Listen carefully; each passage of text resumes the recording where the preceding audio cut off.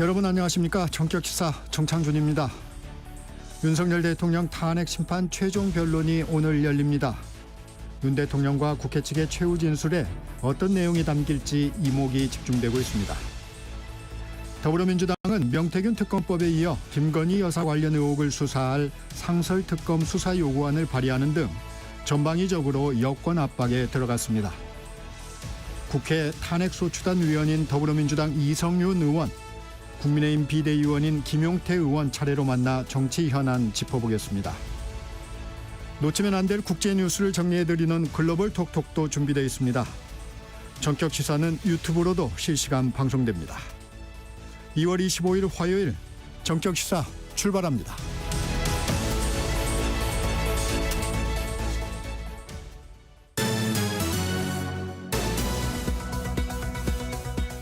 뉴스브리핑 시작합니다. 한국경제신문 최영창 기자와 함께합니다. 안녕하세요. 안녕하십니까. 윤석열 대통령 탄핵 심판 최종 변론이 오늘 오후 2시 헌법재판소에서 열립니다. 윤 대통령이 최후 진술에 어떤 내용을 담을지 관심입니다. 예, 국회에서 탄핵 소추된 지 73일 만에 변론이 이제 마무리됩니다. 오늘 그 방청 신청만 하더라도 93대 1에 이를 정도로 굉장히 관심이 높습니다. 네. 오늘은 별도 증인 신문은 예정돼 있지 않은데요. 그동안 못다한 증거 조사를 먼저 하고 청구인과 국회 측 청구인인 국회 측과 피청구인인 윤 대통령 측이 각각 2시간씩 마지막 종합 변론을 진행합니다. 네. 이후에는 당사자인 소추위원 정청래 국회 법제사법위원장과 피청구인 윤 대통령이 시간 제한 없이 최종 의견을 진술하고 변론이 마무리됩니다. 윤 대통령 측은 어떻게 준비하고 있나요? 예, 지금 최후 진술서를 윤 대통령이 직접 작성하고 현재 마무리 작업까지 마친 것으로 파악이 됐습니다. 처음부터 끝까지 홀로 쓴 만큼 이 윤 대통령의 진솔한 이야기가 담긴 것으로 보입니다. 네. 대통령은 최후 진술에서 12.3 비상계엄 선포의 배경과 이유를 다시 한번 강조할 것으로 보입니다. 대통령과 이 탄핵과 체포 등 계엄 이후 이 과정에서 있었던 절차상의 부당함과 위법성을 언급할 것이란 전망도 나옵니다.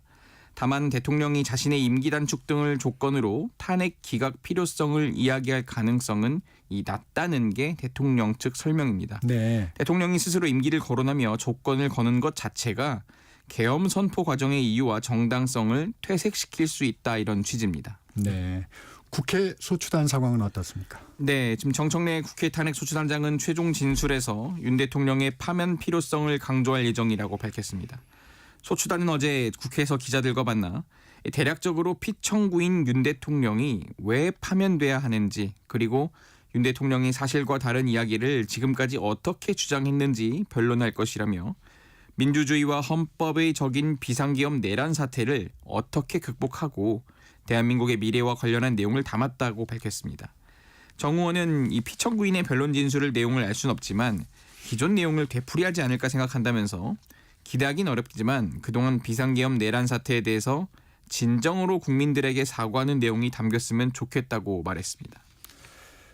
명태균 특검법 국회 법사위 소위원회를 통과했습니다. 예, 지금 정치 브로커 명태균 씨의 불법 선거 개입과 국정농단 사건 등에 대한 진상규명을 위한 특검법이 야당 단독으로 법사위 법안 소위를 통과했습니다. 특검법 내용에 반발해 소위 회의장에서 퇴장한 채 표결에 불참했습니다.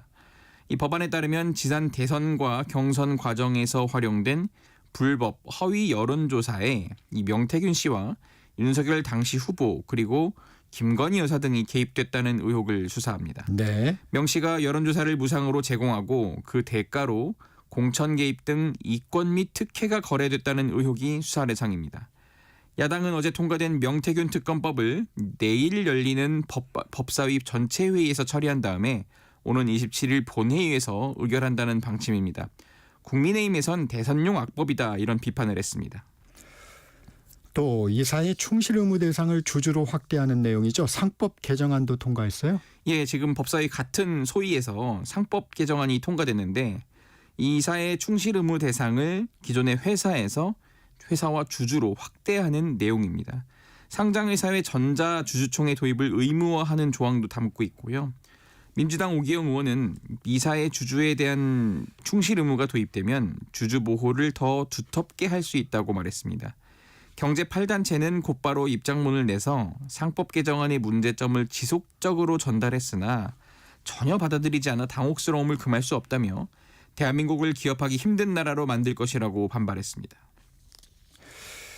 여야 간 상속세 개편 공방이 한창입니다. 각종 공제를 확대해서 세부담을 낮추자는 건데 공개 토론 제안까지 나왔어요. 네, 지금 국민의힘과 민주당이 이 상속세 등 세제 개편 문제를 두고 토론 제안과 역제안을 반복하면서 지금 기싸움을 벌이는 형국입니다. 네.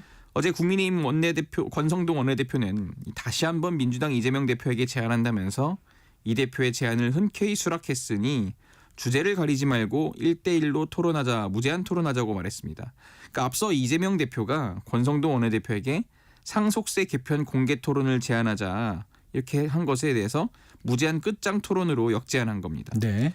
지금 국민의힘은 여야정 국정협의에서 합의를 이루지 못한 반도체 특별법과 연금 개혁에 대해서도 논의할 수 있다고 했는데요. 이 대표는 여당의 1대1 토론 제안에 3대3 토론으로 응수하기도 했습니다. 이재명 대표는 내가 가면 권성동 국민의힘 비상대책위원장이 뭐가 되겠느냐면서 최대한 빨리 하자 대표, 원내대표, 정책위의장까지 다 포함해서 3대3으로 하자고 말했습니다. 네. 국민의힘 영세 소상공인에게 100만 원 상당의 바우처 지원을 추진하겠다고 밝혔네요. 예, 지금 권영세 국민의힘 비상대책위원장은 어제 창신동 봉제업체를 방문하면서 이같이 말했습니다. 권 위원장은 1인당 100만 원 정도 바우처 형식으로 전기, 가스, 수도 등 이런 공과금 지원 방안을 지금 정부 측과 협의 중이라고 했습니다. 네. 민주당에서 1인당 25만 원 민생지원금을 주는다고 주장한 것에 대해서 이제 맞불을 놓은 격인데요.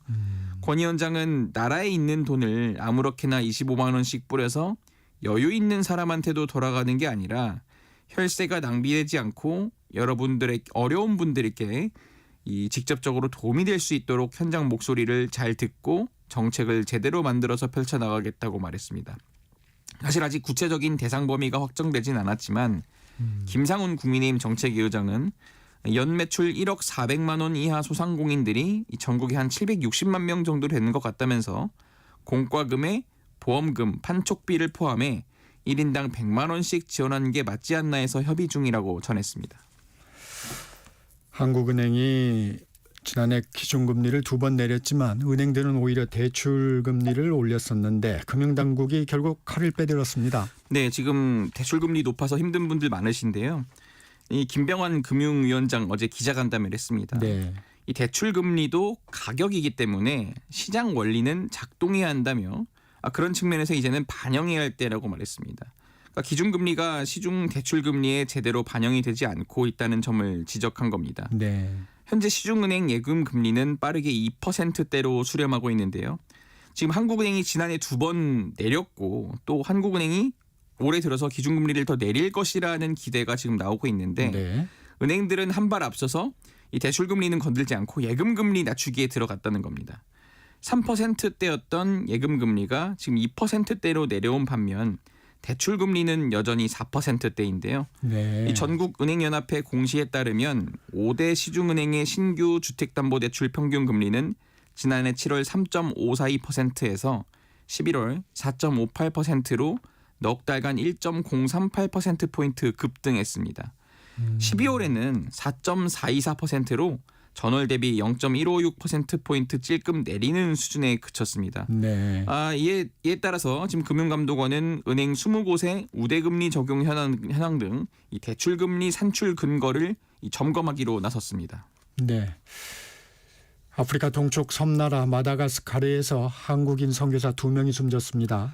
네, 지금 외교 소식통에 따르면은 지난 21일 강도들이 김모, 이모 두 선교사에게 엽총을 쏜 다음에 우리 돈 90만 원 상당의 현금을 훔쳐 달아났습니다. 네. 지금 두 선교사는 병원으로 이송됐지만 끝내 숨졌는데요. 각각 88살, 68살로 장인과 사위 사이인 이 두 선교사는 지난 2년여간 현지에서 침술 의료를 펼쳤고 네. 이 바닐라 재배를 지원하는 등 농촌 봉사를 해온 것으로 알려졌습니다. 정부는 유족들의 현지 장례 절차 등에 지원에 나섰습니다. 오늘 여기까지 듣겠습니다. 뉴스브리핑 한국경제신문 최영창 기자였습니다. 감사합니다. 고맙습니다. 전격시사 듣고 계신 지금 시각 7시 30분입니다. 전격시사 출근길 날씨 정보입니다. 이제 이번 주 목요일부터는 서울이 10도 이상 기온이 오르겠습니다. 목요일부터 주말 휴일까지 두 자릿수의 낮 기온을 서울을 비롯해 많은 지역에서 보이겠고요. 남부지방은 주 후반부터 15도 안팎까지 오르겠습니다. 현재 기온 살펴보면 서울이 영하 3도로 출발해 어제보다 3, 4도가량은 기온이 높고요. 오늘 낮 기온 서울, 세종 7도, 광주 8도, 강릉 9, 부산, 제주 10, 대구 11도 등으로 전국이 6도에서 11도 분포 보이면서 어제보다 높겠습니다. 미세먼지 농도는 좋음에서 보통으로 대기질 깨끗하겠습니다. 다만 일부 서쪽을 제외한 수도권, 내륙, 동쪽 모든 지역은 건조특보가 발효 중이라 대기가 매우 건조합니다. 동해안을 따라서 건조경보로 강화가 돼 있고 강원 영동은 강풍특보까지 겹쳐 있어서 불씨 관리 잘 해주셔야 되겠습니다. 오늘 늦은 밤부터 내일 이른 새벽 사이에는 강원 내륙과 산지에 비나 눈이 약간 지나겠습니다. 현재 서울 기온은 영하 3도입니다. 전격시사 출근길 날씨 정보 최영우였습니다. 계속해서 이 시각 교통 상황은 KBS 교통정보센터의 이현 씨가 정리해 드립니다. 네, 어제보다는 정체가 덜한 편인데요. 그래도 자주 막히는 구간 중심으로 정체 구간이 계속 증가하고 있습니다. 평택 시흥고속도로 평택 쪽으로는 남한산에서 남한산 분기점 쪽으로 정체입니다. 경부고속도로 서울 방향 기흥에서 수원 쪽으로 더디게 지나고 있습니다. 달래내에서 반포 쪽으로 답답합니다. 경인고속도로 서울 쪽으로는 서인천 부근에서 사고 발생했습니다. 3, 4차로에서 승용차 관련 사고를 처리하고 있습니다. 뒤쪽 정체가 심해지고 있고요. 부천에서 신월 쪽으로 차가 많습니다. 서울은 내부순환도로 성산대교 쪽인데요. 연희램프를 못 가서 사고가 났습니다. 1차로가 막혀 있고요. 홍은램프부터 영향을 받고 있습니다. 북부간선도로 원룸 분기점과 신내 사이는 양방향으로 막히고 있는데요. 구리 방향 묵동 부근에는 고장난 차도 있습니다. KBS 교통정보센터였습니다.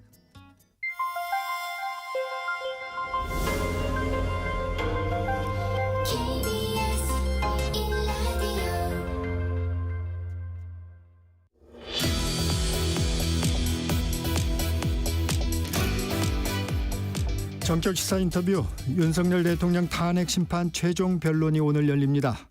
국회 탄핵소추단 위원인 더불어민주당 이성윤 의원 만나보겠습니다. 의원님 안녕하세요. 안녕하십니까. 반갑습니다. 이렇게 불러주셔서 감사합니다. 네.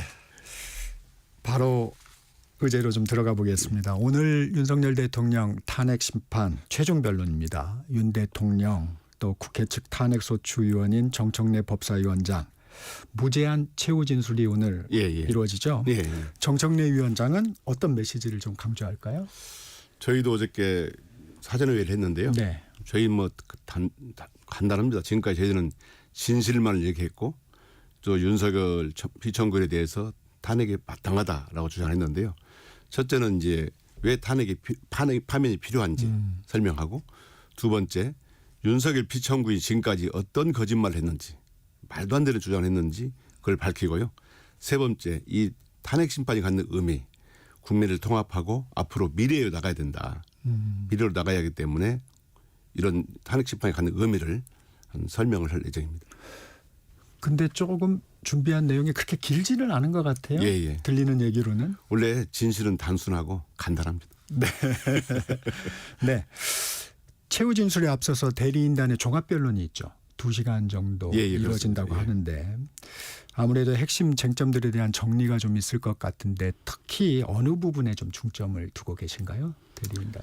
저희는 이제 이미 그 10차례 탄핵심문이 있으셨습니까? 네. 그건 너무 당연하게 저희가 밝혀졌다고 생각하는데 저희가 탄핵소추에서 나온 것처럼 이 비상선포, 비상계엄 선포가 과연 절차적으로 맞는가? 그다음에 어떻게 위반됐는가? 그다음에 관련 국회 침탈 과정, 헌법재판소 중앙선관위 침탈 과정 그리고 체포조 이런 4가지 정도를 얘기했는데 핵심적인 내용은 2가지입니다. 하나는 첫 번째 윤석열 피청구이 나왔을 때 재판관들이 물었던 질문이 있습니다. 그게 재판관들이 그냥 재판장이 혼자 물어보는 게 아니고 평의를 거쳐서 이 질문을 합시다라고 결정한 질문이거든요. 그게 두 가지인데요. 첫째는 국가 비상입법기구를 만들려고 했냐. 물었습니다. 그렇죠. 이게 뭐냐면은 국회를 배제하고 새로운 입법규를 만들려고 했느냐. 그러니까 헌법을 파괴하려고 했느냐. 이게 중요한 쟁점인데요. 네. 윤석열 비천구인은 아니다라고 했어요. 두 번째는 이런 계엄군에게 사령관들에게 국회의원들을 끄집어내라라는 지시를 했느냐. 네. 이거는 중대성 판단의 의무입니다. 본인이 직접 어느 정도 관여했고 어느 정도 헌법 위반은 중대성이 있는가를 판단하기 위한 중요한 잣대인데 이것도 본인이 하지 않았다라고 얘기를 했어요. 그러니까 10차 변론 기간 동안 네. 이루어진 것이 과연 이 헌법을 배제하려고 했느냐. 두 번째 직접 끄집어내라고 한 적이 있느냐 없느냐. 체포라 한 적이 있느냐 없느냐. 이 부분에 중점적으로 맞춰진 겁니다. 그러면 헌법재판관들의 질문이 집중된 것. 예, 그게 두 가지. 오히려 그 부분이라면 그 부분에 대한 부분을 대리인단이 더욱 더 강조를 그렇습니다. 하겠다. 예, 예. 이런 입장이시군요. 법률가 출신이시니까 이 부분도 좀 짚어보겠습니다. 예. 법정 진술이 아닌 수사기관 조서를 증거로 채택하는 부분에 예. 대해서 공방이 좀 있었어요. 예, 예. 헌법재판은 형사소송법을 준용하는데 개정된 형사소송법을 헌재가 따르고 있지 않다. 윤 대통령 측은 이렇게 주장을 예. 했습니다. 예. 이 부분은 좀 어떻게 생각하십니까? 많은 분들이 이제 헌법재판하고 탄핵재판하고 그 형사재판하고 차이를 잘 구분을 못하시고 하시는 네, 말씀인데요. 네. 지난 박근혜 재판 때도 마찬가지지만 헌법재판소법에 보면 형사소송법을 준용하되 헌법재판의 성질에 반하지 않는 범위 내에서 이렇게 전제가 달아 있습니다. 네. 그럼 뭔 얘기냐면은 이 사건은 기본적으로 이 사람을 재판을 해가지고 네. 사형이나 무기를 선고하는 형사재판이 아니고 이런 형을 부과한다면 굉장히 중요한 거니까 증거 능력도 엄격하게 따지고 네. 증명력도 엄격하게 따지겠죠.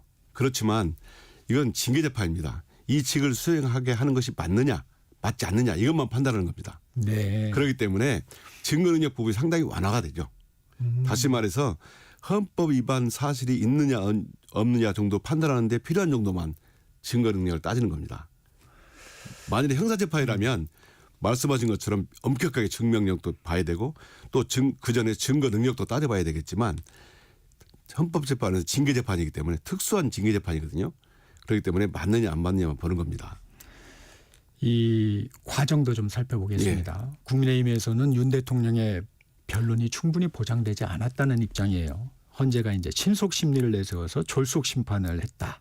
이렇게 주장을 하는데 전체 이 기간이라든가 과정은 좀 어떻게 보십니까?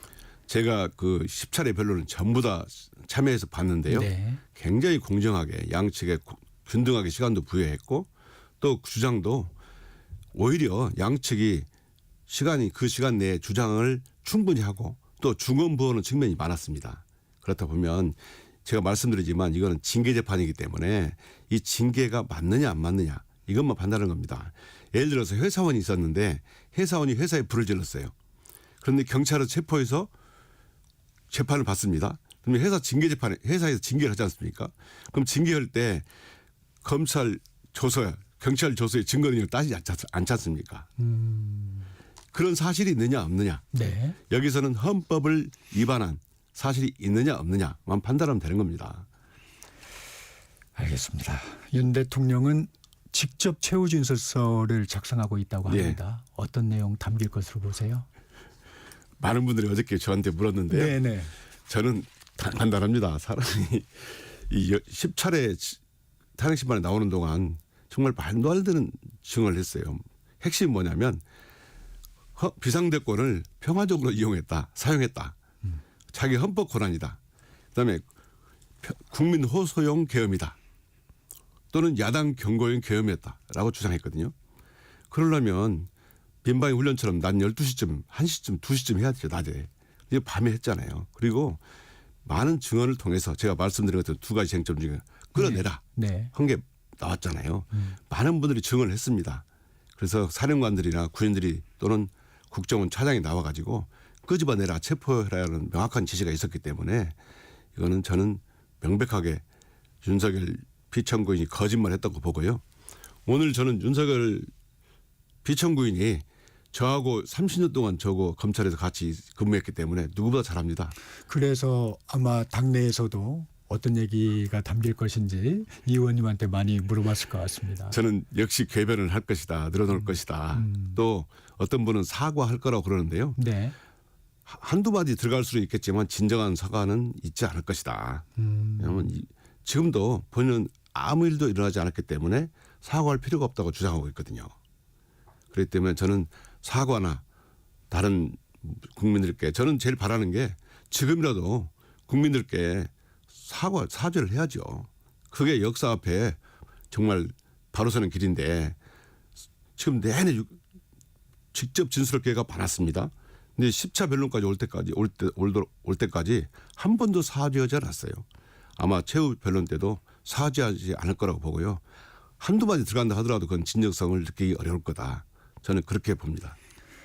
저희가 또 관심이 갖는 부분이 탄핵 결정 이후의 상황. 예. 혹시 이제 뭐 기각이 되면 내가 어떻게 전국을 운영하겠다라든가 아니면 인용이 되면 뭐 승복을 할지 어떨지 이런 부분에 대한 언급이 나올까 이런 부분도 이제 상당히 저희가 관심을 갖는 부분인데 예.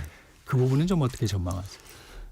제가 누차 말씀드리다시피 10차 변론길이 올 동안 한 번도 사과나 반성하는 모습을 보이지 않았고 그 전제는 지금까지 행위를 인정하고 잘못했다고 해야 됩니다. 그다음 미래에 대해 내가 임기를 어떻게 한다든가 어떻게 네. 국정원을 한다는 부분은 우선 헌법재판소 재판장에서 할 얘기는 아니에요. 그러나 한다 하더라도 그걸 어떻게 보증합니까? 저희들은 국민들은 믿지 못하고요. 저희들도 야당 의원들은 믿을 수가 없습니다. 저 또한 수도 없이 겪어봤기 때문에 그런 반응을 나온다 하더라도 믿기 어려울 것이다. 저는 그렇게 생각합니다.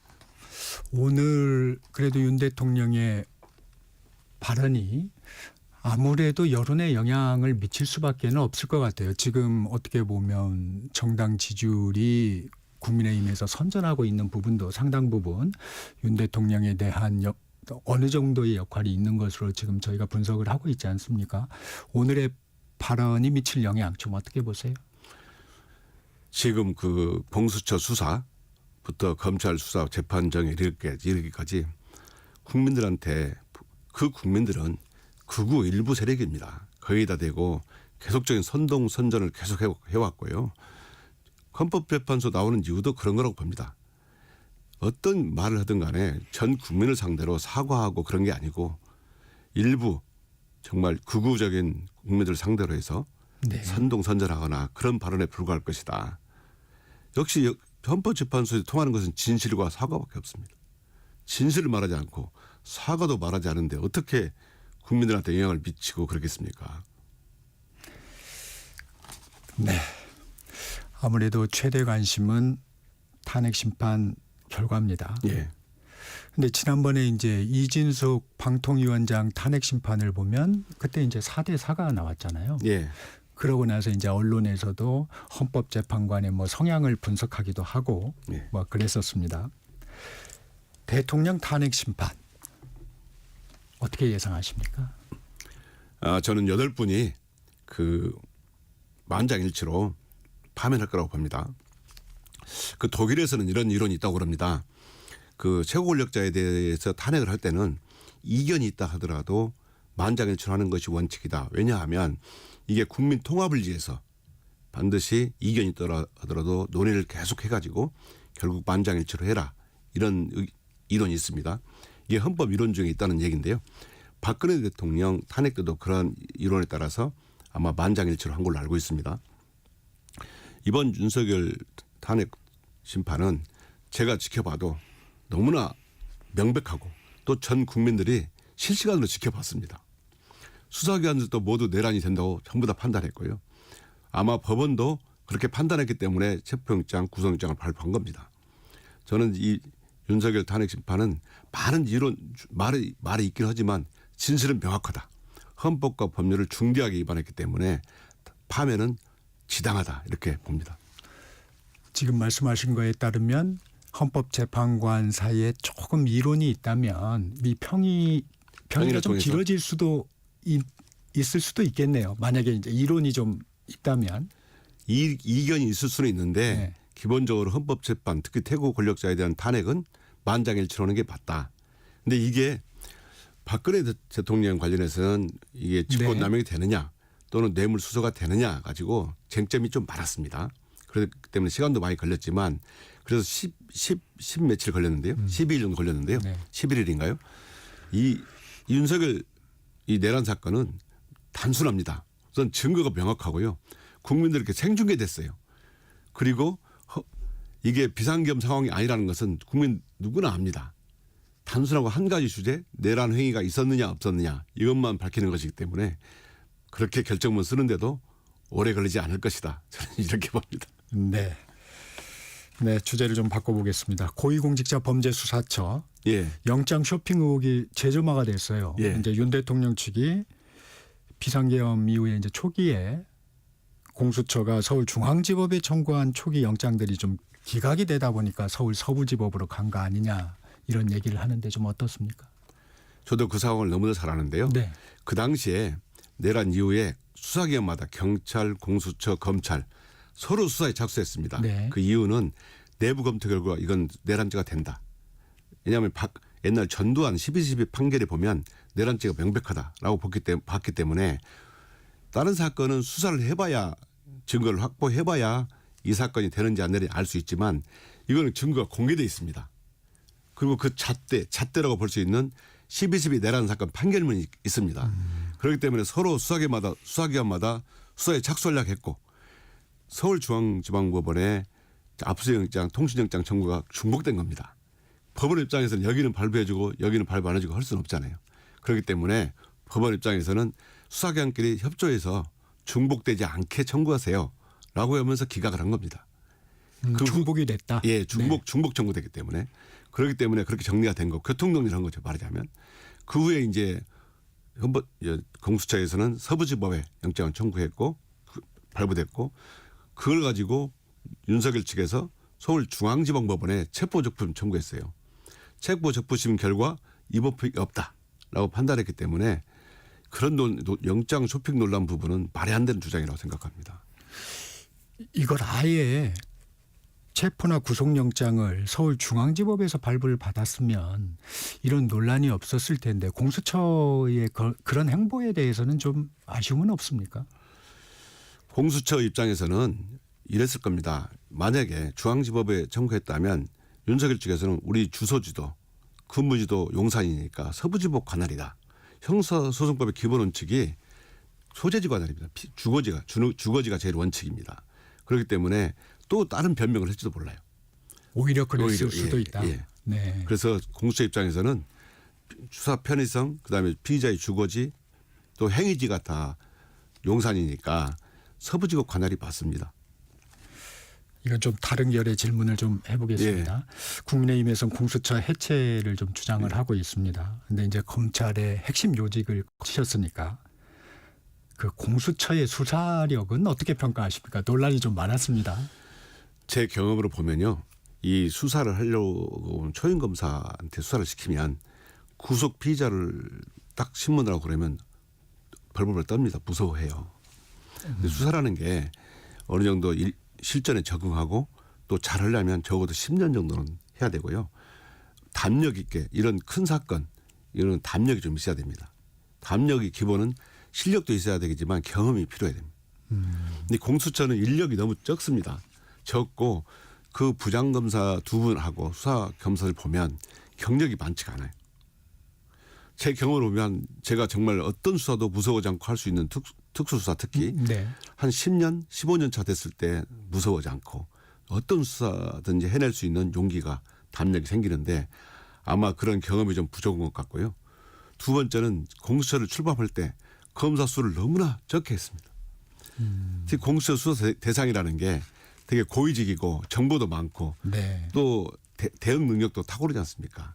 이런 분들을 수사하려면 공수처 검사를 적어도 50명 이상을 해야 되는데 25명으로 줄어났고요.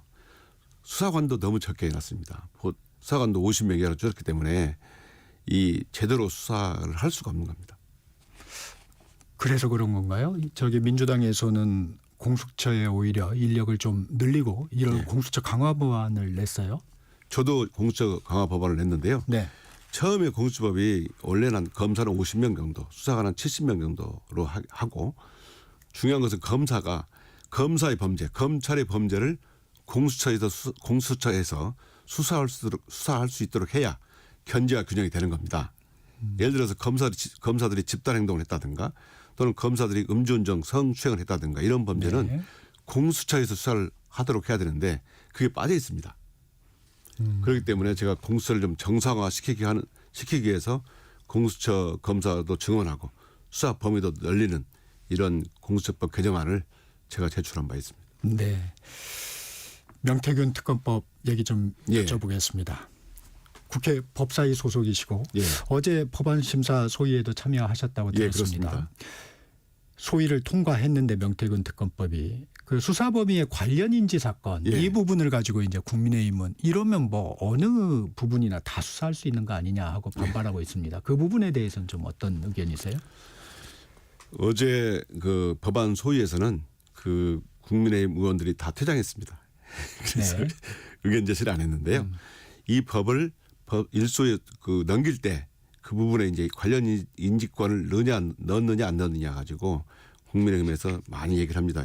왜냐하면 명태균 게이트라는 게 윤석열, 김건희 그리고 명태균과 관련된 수사입니다. 의혹을 수사하는 건데요.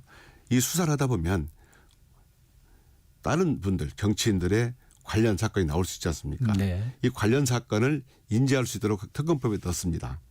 그런데 지금까지 특검법 15차례인가요? 했는데 모두 특검 대상이 있고 다 플러스 관련 인지 사건을 다 할 수 있도록 되어 있습니다. 왜냐하면 수사를 하다가 그와 직접 관련된 사건이 나왔는데 특검이 수사 않고 다시 검찰이나 경찰로 넘긴다면 수사가 제대로 될 리가 없잖아요. 예전에 특검법에는 다 그런 부분이 있습니다. 들어가 있습니까? 모두 있습니다. 네. 그렇기 때문에 새로운 조항도 아니고요. 특검에게 그 정도의 인지 권한을 줘야만이 특검이 제대로 수사할 수 있는 것이지 그 사건만 딱 수사했는데 혐의 없으면 털면 그 많은 돈이 들어서 만든 정말 국민들이 진상규명을 요구하는 특검법을 만들었는데 A라는 부분만 수사하도록 했는데 분명히 B, C가 더 중요한 관련 사건이 나왔는데 특검이 수사하지 못하도록 한다. 이건 국민적 비난이 있을 수밖에 없고요. 뭐하러 특검을 했냐 비판을 받습니다. 그렇기 때문에 관련 인사건을 수사할 수 있도록 규정은 모든 특검법에 있다. 그렇군요. 민주당에서는 명태균 게이트가 비상계엄의 트리거라고 주장을 예. 하고 있어요. 왜 어떤 근거입니까? 저희가 이제 명태균 수사를 창원지검에서 했는데 네. 창원지검에서 기소한 것에 보면 11월 4일자 2024년 11월 4일자 수사 보고서가 첨부가 되어 있습니다. 네. 그 첨부서에 보면 명태균, 김건희 그리고 명태균, 윤석열 관련해서 통화내역이 나옵니다. 문자도 나오고요. 그런데도 11월 7일 날 윤석열 대통령이 자기는 명태균과 취임한 이후에 별로 통화한 적이 없다 이렇게 부인을 했습니다. 그런데 김용현 공소장을 보면 11월 24일 날 명태균 게이트 언급을 합니다. 그러면서 비상대권 얘기를 하죠. 그 다음에 그러니까 그 다음 달 12월 2일 날 명태균이 뭐라 했냐면 검찰이나 언론에 휴대폰 황금폰을 네. 내겠다라고 네. 선언을 해요. 네. 그렇기 때문에 그 다음 날 계엄이 선포가 되잖아요. 비상계엄이. 이렇기 때문에 12월 3일 비상계엄은 명태균 게이트를 막기 위한 것이라고 볼 수 있다. 하나가 되고요. 두 번째 보면 윤석열 탄핵심판 과정에서 김건희가 국정원장한테 문자를 2번을 보냅니다. 아, 그게 네. 계엄 전날입니다. 네. 2번을 보내고 계엄 당일날 국정원장이 답신을 보내요. 그런데 계엄 당일날 윤석열 용산 대통령이 여기 김봉식 그리고 조지호 경찰청장을 불러가지고 네. 계엄을 선포한 이후로 개인적 가정사 얘기를 해요. 네. 무슨 내용인지는 밝히지 않았지만 네. 이런 걸로 봐서 이 명태균 검찰 수사가 또 명태균이 황금폰을 언론과 검찰에 제공하겠다. 이 부분이 계엄을 선포하는데 결정적 영향이 미친 거 아니냐. 이게 저희들이 보는 거죠. 27일 본회의에서 처리할 예정이시죠? 예, 그렇습니다. 국회에서 통과한다고 해도 재상목 권한대행이 거부권을 행사하면 재의결까지 갔을 때는 좀 통과가 어려워 보입니다. 저희가 보기에는 예. 어떻습니까? 저희가 보기에는 이 국힘 의원들을 만나보면 되게 아파합니다. 이 명태균 특검법에 대해서. 그런데 이 사건은 명태균 특검과 관련된 분들도 있고 관련되지 않은 분도 있는데 네. 이게 내일 모레 27일 날 본회의 통과할 때 200석이 넘게 통과되느냐 안 되느냐가 굉장히 중요한 법관입니다. 그때가 만일에 문제가 200석이 되겠구나. 넘으면 추상목 대행도 거부권 행사가 어려울 것이다. 저는 이렇게 봅니다. 네. 오늘은 여기까지 듣겠습니다. 지금까지 더불어민주당 이성윤 의원이었습니다. 고맙습니다. 아유, 감사합니다. 전격시사 1부 여기서 마칩니다. 잠시 전하는 말씀 듣고 2부로 돌아옵니다.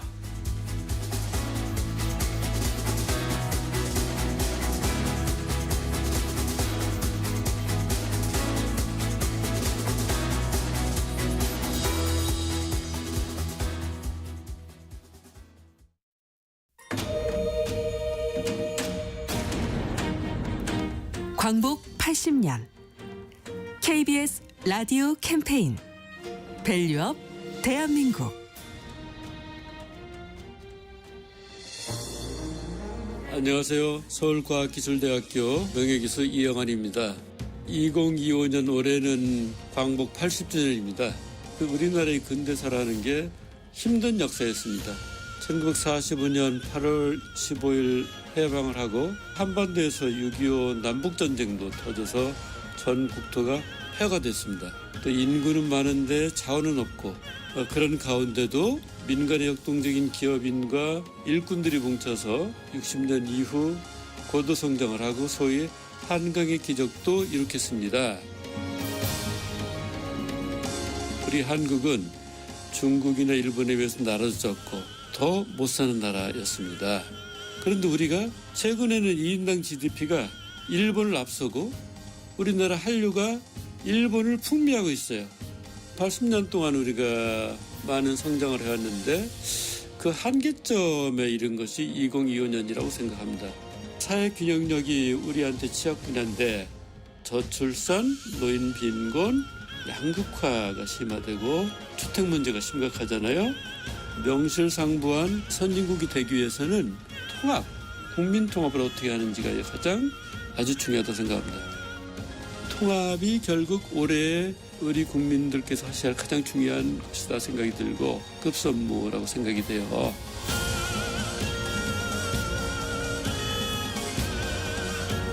KBS 라디오 캠페인 밸류업 대한민국이었습니다.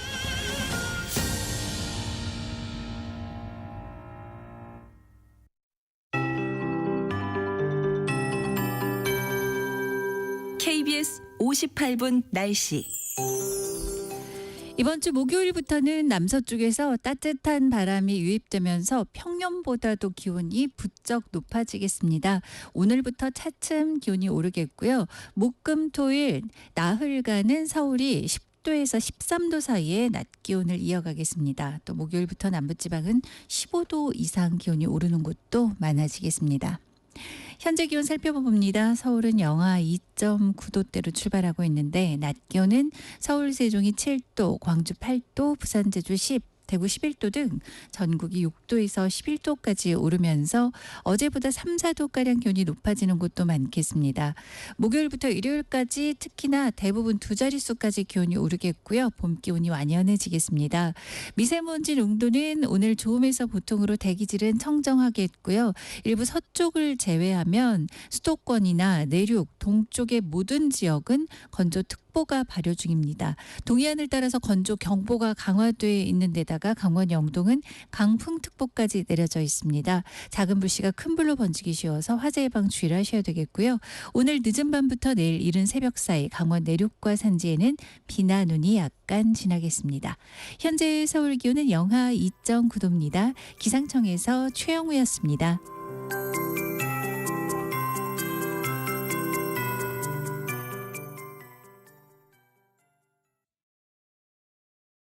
정성을 다하는 국민의 방송 KBS가 8시를 알려드립니다. AM 711kHz, FM 97.3MHz, KBS 1라디오입니다. HLKA.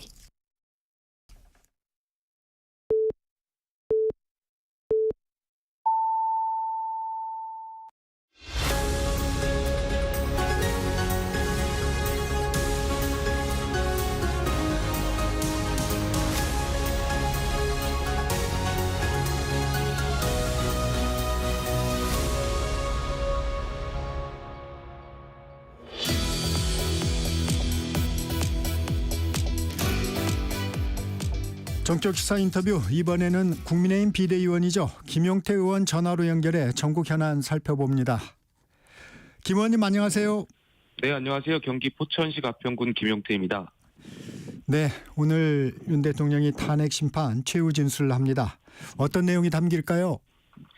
아마 예상하기에는 비상계엄의 정당성을 일관되게 주장하시지 않을까 싶고요. 다만 당위적 차원에서는 어떤 결정이든지 국민 통합을 말씀해 주셨으면 좋겠습니다.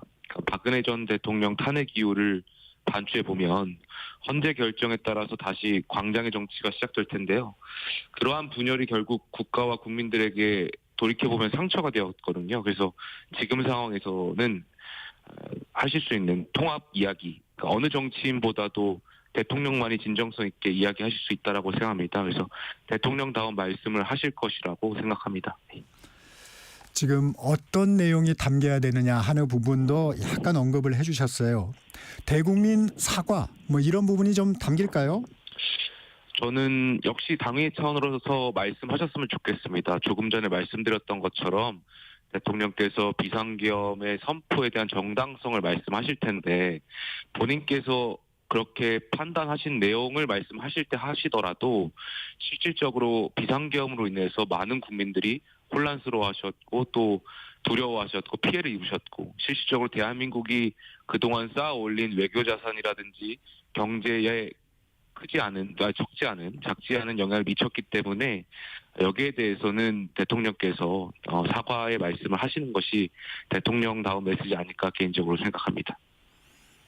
아까 말씀에서 그런 맥락이 좀 보였는데 윤 대통령이 탄핵 심판 이후에 대한 구상, 뭐 기각시 전국 해법이나 인용시 승복 여부나 이런 부분을 좀 담으실까요? 대통령께서 기각이냐 인용이냐 플랜을 놓고 시나리오처럼 말씀하시지는 않으실 것 같고요. 네. 다만 이제 통합을 이야기하시지 않을까 개인적으로는 생각합니다. 어느 헌법재판소의 결정이든지 가장 중요한 것은 국민들이 승복하시고 분열되지 않는 것이 가장 중요한 것일 것이고요. 그렇다면 대통령께서 여기에 대해서 좀 힘을 모아달라는 메시지를 내놓으시지 않을까 개인적으로 당의 차원에서 그렇게 말씀드리고 싶습니다. 네. 민주당에서 헌법재판관 후임이 임명되지 않으면 임기가 끝난 헌법재판관의 임기 연장 법안을 발의했었습니다. 국민의힘에서는 후임이 없어도 연장을 금지하는 법안을 발의를 했는데 어떻게 보세요? 지금 87헌법 체제 이후에 민주당이 87헌법 체제의 붕괴를 계속 야기하는 것 같아서 굉장히 안타깝고요. 관련해서는 지금 어찌되었든 여러 가지 공정성 논란이나 절차적 논란이 있지만 헌법재판소가 심리 중인 상황인 거고 관련 사건들이 네. 여기에 대해서는 민주당도 뭔가 자꾸 정치적인 어떤 액션을 취하기보다는 좀 차분히 지켜봐야 할 때라고 생각합니다. 거듭 말씀드리지만 지금은 헌법재판소의 시간이기 때문에 좀 여기 다 같이 좀 기다릴 필요가 있지 않나 개인적으로 생각합니다. 국회 측의 입장도 한번 예측해 보겠습니다. 헌재 판단에 결정적인 영향을 줄 승부수 어떤 부분을 좀 생각하고 있을까요?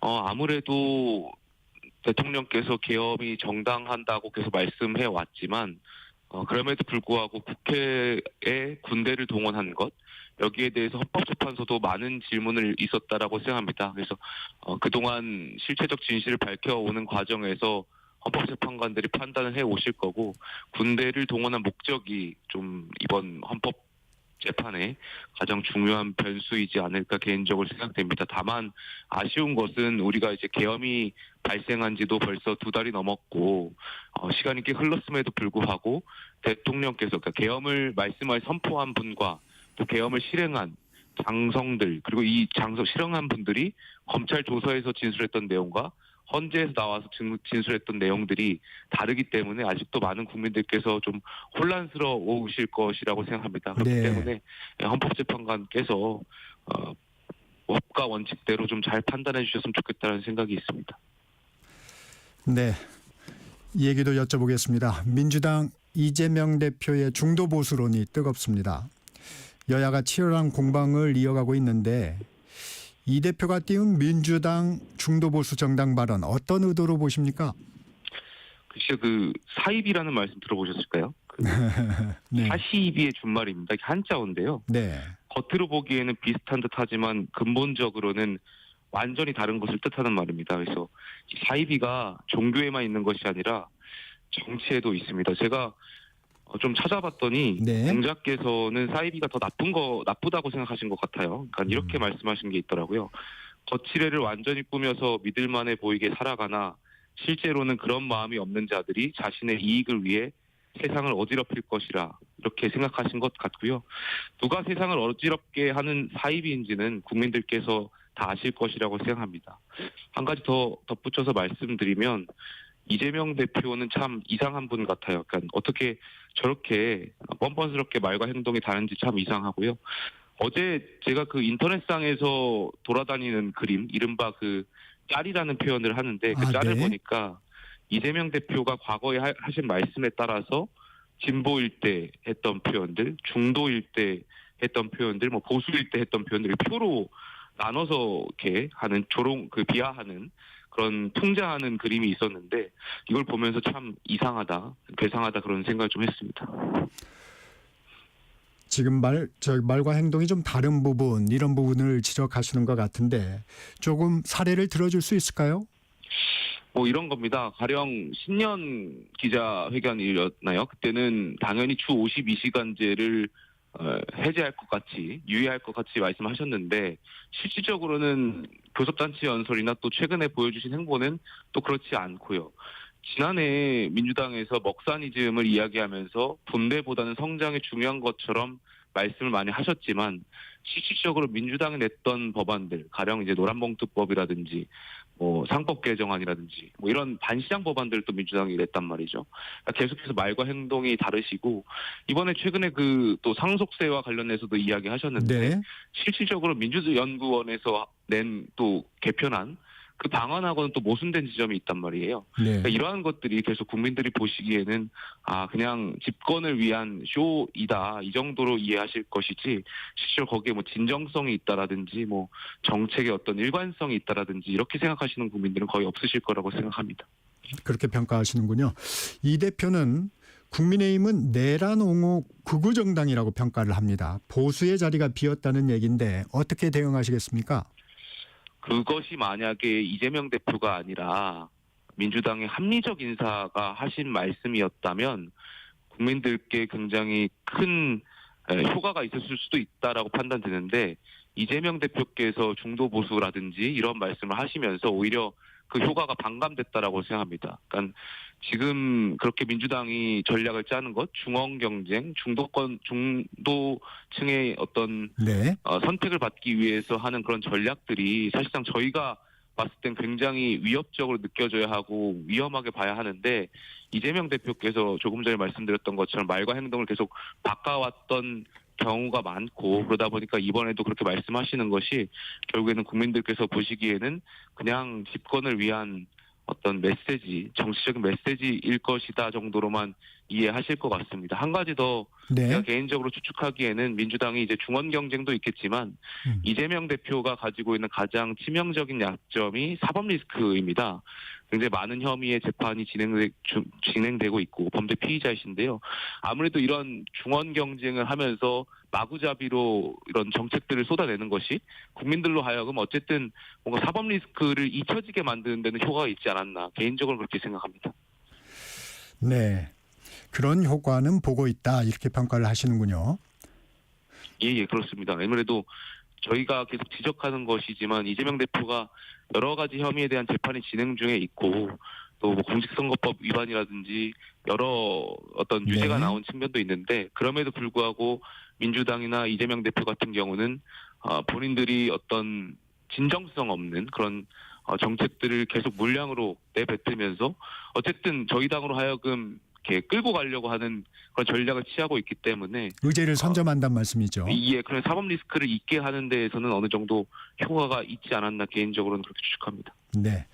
이재명 대표가 그 중도 보수론을 당당하게 외치는 이유 중 하나가 조기 대선 상황에 오면 그 정의당 심상정 전 대표나 조국 전 대표와 같은 뚜렷한 진보 경쟁자가 없기 때문이라는 분석도 있던데 동감하십니까?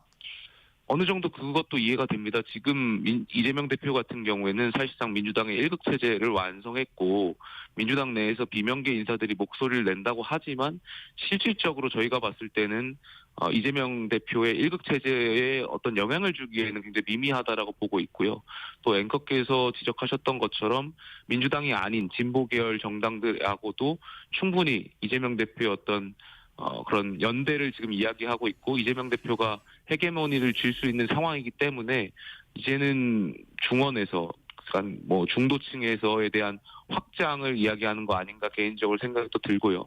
그러니까 아마 민주당의 전략은 그러니까 지난 대선에서 윤석열 대통령이 0.7%포인트라는 근소한 차이로 이기지 않았겠습니까? 네. 하지만 그보다 앞선 문재인 정부에서 민주당을 지지했지만 윤 대통령을 지지하신 분들, 이른바 이분들 스윙보터라고 불릴 텐데 이분들의 어떤 표심을 잡기 위한 그러한 전략들을 계속 구사하는 것일 테고 아마 그러한 연장선에서 지금 내놓는 정책들이라든지 이런 것들을 계속 마구잡이로 이야기하시는 거 아닌가 생각합니다. 다만 저는 국민들께서 현명하시고 똑똑하시기 때문에 이재명 대표가 그렇게 내놓는 정책들이 집권을 위한 그냥 쇼 정도로 이해하실 거라고 생각합니다.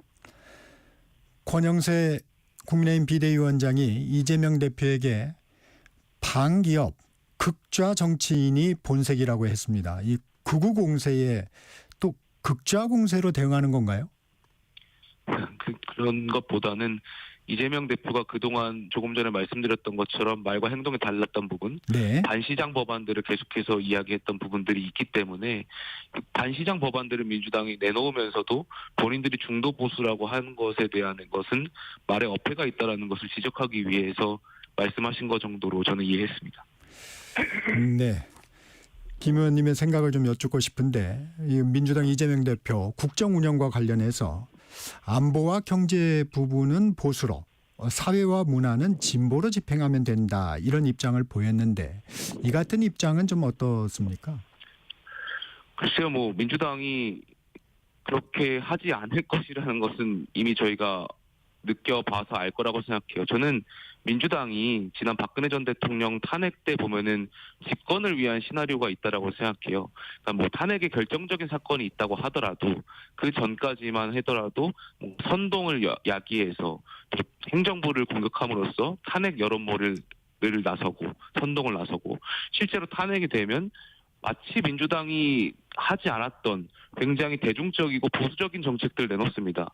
한미 동맹에 대한 강화, 한미일 안보 협력에 대한 이야기들, 그동안 민주당이 하지 않았던, 보이지 않았던 민주당의 가치와 다른 정책들을 내놓으면서 집권을 위한 어떤 국민들께 표를 받기 위한 그런 포퓰리즘이라고 할까요? 네. 민주당으로 봐서는 과거 맞지 않는 그런 정책들 내놓으면서 표를 받고 실제로 만약에 민주당이 집권했을 때는 다시 민주당의 가치에 맞는 급진적이고 진보적인 정책을 회귀했던 시나리오가 있는 것 같거든요. 저는 이번에도 민주당이 지금은 어떻게든 물론 이제 계엄이라는 굉장히 탄핵의 결정적 사건이 있었지만 그 전까지는 민주당이 계속해서 탄핵을 이야기하고 여론을 몰고 뭐 이러한 것들을 민주당이 해왔고 실질적으로 어떤 사건이 있어서 계엄이 탄핵이 됐고 계속해서 여론몰이를 통해서 탄핵이 되게끔 만들고 그 이후에는 다시 또 이재명 대표가 중도 보수를 이야기하는 등 또 굉장히 보수적인 정책들 내놓고 만약에 또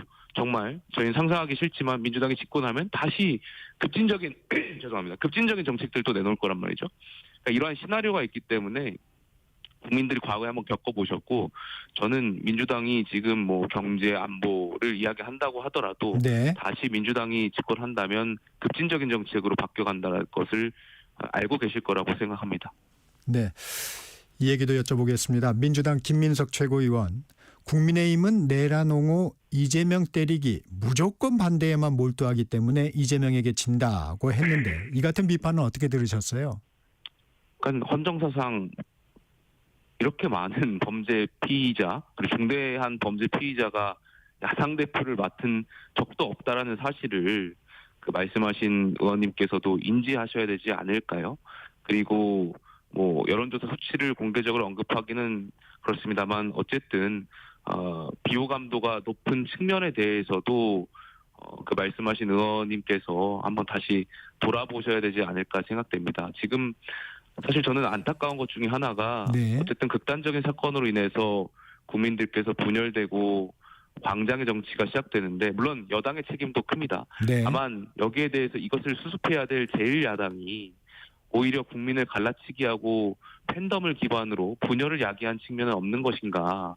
이것도 제1야당 다수당의 지도부로서 한번 고민해야 될 시점이라고 생각합니다. 계속 세대 갈라치기 하고 어떤 그런 젠더 갈라치기 하고 이러한 것들은 야당도 제1당도 좀 그만해 주셨으면 좋겠는데 이러한 팬덤을 기반으로 갈라치기 하는 수법들 이러한 식으로 어떤 당권을 장악해 왔던 측면이 있어서 앞으로 이러한 것이 계속될까 봐 저는 굉장히 안타까운 생각들이 많습니다. 그런데 국민의힘이 좀 앞서 질문과 좀 맥락을 같이 하는데 윤 대통령 옹호와 이재명 때리기에만 몰두하고 의제를 좀 선점하지 못하고 정책 역량을 발휘하지 못한다. 이런 의견들도 적지 않습니다. 공감하시는 부분이 있나요? 뭐 그런 지적에 대해서는 집권 여당으로서 겸허히 받아들이고 저희도 반성할 부분이 있다라고 생각합니다. 다만 이제 민주당 같은 경우는 이른바 민주당에서 이제 1급 체제를 했던 이재명 대표가 있고 이재명 대표 한 명의 스피커로서 많은 집중도가 있는 건 사실인데 저희 당 같은 경우는 이제 그렇기보다는 또 다양한 의제들 민생도 이야기해야 되고 헌법재판소의 어떤 공정성도 이야기를 해야 되고 뭐 이게 의제들이 분산되다 보니까 그렇지 못한 측면이 있어서 좀 아쉽고 또 반성해야 될 지점이 있다라고 생각합니다. 다만 저희가 강조하고 싶은 것은 어제 저희 비대위랑 민생경제특위에서 네. 현장을 찾아서 좋은 메시지를 또 냈습니다. 가령 이제 저희가 연매출 1억 400만 원 이하 소상공인들 한 760만 명 정도가 되는데 네. 이분들이 굉장히 경제가 어려워지면서 힘든 측면이 있고 이분들의 어떤 공과금이라든지 보험료 같은 것들을 포함해서 1인당 100만 원 정도의 바우처를 지급하는 정책들을 지금 논의 중에 있습니다. 그래서 네. 이런 것들을 꼭 관철시켜서 소상공인 여러분들께서 좀 힘을 내실 수 있도록 저희 당도 민생을 집중해서 말씀을 드리겠습니다. 이번 추경안에 담으실 계획이신 거죠? 추경안에 편성된다면 이것들이 좀 포함될 수 있도록 저희도 촘촘하게 확인하겠습니다. 네, 국민의힘 일각에서도 이재명 대표의 전방위적인 그 중도층 공략에 경계의 목소리도 있습니다. 유승민 전 의원은 보수가 정신 차리지 않으면 중원은커녕 안방까지 내줄지도 모른다. 이런 말을 했는데 이재명 대표의 중도 보수론, 중도층에게 효과를 발휘하고 있다고 보세요? 그 여론조사 같은 경우에 이제 수치가 중요하기보다는 네. 추세가 중요하기 때문에 지금 상황에서는 어느 정도 효과가 있다라고 말씀드리긴 좀 어려운 것 같습니다. 왜냐하면 일관되게 저희가 중도층에서 최근 상황에서 민주당에 비해서 국민의힘이 조금 밀리는 상황들이 계속해서 이어져 왔고 이재명 대표의 그런 발언들이 여기에 얼마나 영향을 끼쳤는지는 조금 더 추세를 봐야 될 것 같고요. 다만 말씀드렸지만 앞서서 말씀드렸던 것처럼 이재명 대표가 가지고 있는 사법 리스크에 대한 약점을 가리는 그런 정책에는 그런 전략에는 민주당이 효과를 보고 있지 않나 개인적으로 생각하고요. 정말 그 집권 여당으로서 저희가 중도층 분들 뭐 따로 뭐 저희가 보수층이냐 중도층이냐 진보층이냐 이렇게 나누기보다는 네. 국민들이나 민생 경제에 좀 효과적인 그런 정책들을 더 많이 준비하고 낼 수 있도록 하겠습니다. 다만 저희가 고민하는 지점은 이런 겁니다. 네. 조금 전에 앵커께서도 계속 말씀하셨던 것처럼 이재명 대표 같은 경우에는 중도 보수를 이야기하고 있지만 네. 진정성이 없어 보인다라는 것은 많은 국민들이 느끼고 계실 것 같아요. 그럼 저희는 집권 여당이고 실제로 국정을 총괄하는 정당인데 어떻게 하면 국민들께 좀 진정성 있게 메시지를 울림 있게 낼 수 있을까? 어떤 정책들이 정말 국민들께 그 한정된 재원 안에서 쓸 수 있을까에 대한 고민이 짙은 것은 사실이라고 생각합니다. 그래서 네. 저희가 하나하나 메시지 낼 때는 민주당하고 다르게 좀 더 국민들께 진정성 있는 메시지 낼 수 있도록 저희도 반성하고 노력할 수 있도록 하겠습니다. 비대위원이신데 이 중도를 향한 전략 어떤 부분인지 조금 공개해 주실 수 있나요? 조금 전에 말씀드렸던 것처럼 앞으로 계속해서 그런 소상공인들 1인당 100만 원 바우처뿐만이 아니라 계속해서 현장을 찾으면서 저희의 진정성 있는 메시지를 비대위원장하고 또 민생경제특위가 중심으로 내실 거라고 생각합니다. 여권 잠룡들도 조기 대선 시 출마를 시사하는 발언들을 내놓고 있습니다. 국민의힘 탄핵 인용 시에 대비한 플랜 B는 준비하고 있나요? 저희가 뭐 정당이고 공식적으로 뭐 이것을 논의하기에는 어려운 측면이 있습니다. 다만 정당이라고 하면 당연히 헌법재판소의 결정, 뭐 기각이냐 인용이냐 거기에 따른 준비나 계획들을 어떤 개인 차원에서는 고민하실 수 있는 부분이 있다라고 생각합니다. 다만 저희가 어떤 실질적인 준비를 하기보다는 지금 헌법재판소의 어떤 절차적인 아쉬움이라든지 네. 이러한 민주당의 다수당의 횡포에 대한 분노라든지 이러한 많은 국민들의 생각들을 어떻게 하면은 만약에 이제 인용됐을 때 조기 대선이 있게 된다면 정권 재창출에 쓸 수 있을까, 연결될 수 있을까, 그 정도의 고민은 있을 수는 있겠지만 저희가 뭐 당 차원에서 실질적인 어떤 대선 준비라든지 이런 것은 하지 않고 있습니다. 이 탄핵 정국 속에서 국민의힘의 정당 지지율이 선전하면서 변화와 쇄신의 모습이 좀 사라졌다는 비판도 있습니다. 어떻게 생각하십니까? 안타깝게 받아들이겠습니다. 다만 저희 비대위원장께서 비대위가 출범할 때 통합과 쇄신이라는 두 가지를 말씀하셨습니다. 제가 아마 KBS 이 라디오에 나와서 통합과 쇄신이 어떻게 보면은 모순적인 표현이라고 말씀드렸던 적도 있는 것 같은데 네. 그만큼 통합과 쇄신을 한 번에 잡기가 굉장히 어려웠던 것 같습니다. 다만 지난 박근혜 전 대통령 탄핵 이후에 당내에서 분열됐던 상황들과 비교해 봤을 때는 지금 상황에서는 통합적인 측면에서는 가시적인 성과를 냈다라고 생각이 들고요. 네. 분열되고 있지는 않다라고 느껴지고 다만 이제 비대위원장께서 또 다시 말씀하셨던 쇄신 이 부분에 대해서는 당이 계속해서 이제 더 쇄신의 방향으로 나아가야 된다라고 생각을 합니다. 그것이 앵커께서 오늘 라디오 인터뷰하면서 계속 지적했던 중도층에 대한 부분들 또 이런 것이 자연스럽게 연결되는 부분이 있기 때문에 저희가 앞으로는 쇄신의 목소리에 좀 더 역할할 수 있도록 저도 개인적으로 비대위 차원에서 목소리 낼 수 있도록 하겠습니다. 네, 통합에는 어느 정도 성과를 거뒀다는 평가를 하셨는데 권영세 비대위원장을 중심으로 새 지도부 출범 이후에 한동안 계파 갈등은 좀 잠잠했습니다. 그런데 한동훈 전 대표의 복귀 의사가 전해지면서 다시 당내 계파 충돌이 좀 시작되는 분위기입니다. 어떻게 보고 계십니까?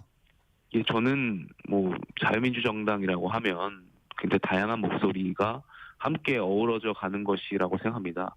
그 안에서 서로가 다르다는 것, 생각이 다르다는 것을 인정하고 대화하고 토론하는 그 정당을 만들어가는 것이 보수정당, 특히 자유민주정당에 어울리는 정당이라고 생각하고요. 다만 저는 뭐 한동훈 대표께서 활동을 재개하신다고 하더라도 저희가 당내에 앵커께서 말씀하셨던 것처럼 뭐 개파라는 것이 있을 수는 있는데 네. 서로 다른 이야기를 하더라도 감정을 좀 내려놓고 이야기했으면 좋겠습니다. 실질적으로 제가 좀 느끼는 건데 어떤 생각이 다르다라고 해서 뭔가 대화의 지점을 찾아나가기보다는 네. 감정이 섞이면서 서로 인신공격적인 발언들도 하고 좀 과격한 발언들을 많이 하신 것을 봐왔습니다. 지금 상황이 굉장히 예민하고 또 어려운 상황이기 때문에 다양한 분들이 활동하신다고 하더라도 우리가 최소한 말과 행동을 할 때 감정을 배제하고 좀 이야기할 수 있는 그런 풍토를 선배 정치인들이 함께 만들어 주셨으면 좋겠습니다. 네. 고위공직자 범죄수사처 영장 쇼핑 의혹 재부각되고 있습니다. 이 부분은 좀 어떻게 보고 계세요? 지금 드러난 사실들을 보면은 공수처가 판사 쇼핑을 하지 않았나에 대한 비판을 피하기는 어려울 거라고 생각합니다. 이런 공수처법에 따르면 당연히 서울중앙지법에 하게 되어 있음에도 불구하고 서울중앙지법에 뭐 종류가 다르겠지만 어쨌든 영장이 기각된 사실을 보고 다른 법원으로 영장을 청구한다라는 것은 국민들이 봤을 때 특히 대통령 탄핵 사태라는 것을 맞이한 상황에서는 굉장히 예민한 상황에서 공수처가 너무 섣부른 잘못된 행동을 한 거 아닌가 거기에 대한 비판이 충분히 있을 수 있다라고 생각되고요. 굉장히 아쉽습니다. 그래서 저는 여기에 대해서 아마 저희 당 차원에서 계속해서 후속적인 조치를 말씀하실 거라고 생각합니다.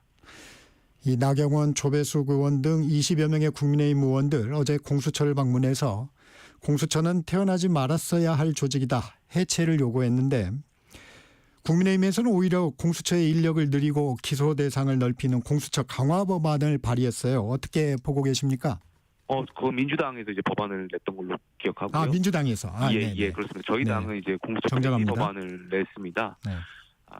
여하튼 제가 봤을 때는 공수처의 그런 쇼핑을 했던 것에 대해서 비판을 하지 않을 수가 없고, 저는 공수처에서 왜 이렇게 성급하게 대통령에 대한 수사를 무리하게 강행했는지에 대한 의문이 계속 듭니다. 그러니까 공수처가 수사 권한이 있냐 없냐부터 굉장히 죄송합니다. 굉장히 원론적이고 본질적인 이 수사에 대한 논점들 갈등이 있는데 그럼에도 불구하고 공수처가 이렇게 이런 비판이 있을 수 있는 행동들을 자행했다라는 것은 공수처 입장에서 대통령이라는 굉장히 큰 공수처 그동안 이제 실적이 부진했다라는 비판들이 있다 보니까 네. 이번에 욕심내가지고 본인들이 대통령이란 수사를 어떻게 해보려고 좀 무리하게 수사를 한 거 아닌가, 욕심을 냈던 거 아닌가 개인적으로 생각이 들고요. 그것이 지금 말씀하셨던 것처럼 공수처 조직의 존폐에 대한 논란까지 야기될 거기 때문에 이 모든 것은 공수처장이라든지 공수처 수사검사들이 야기한 사건들이라고 생각합니다.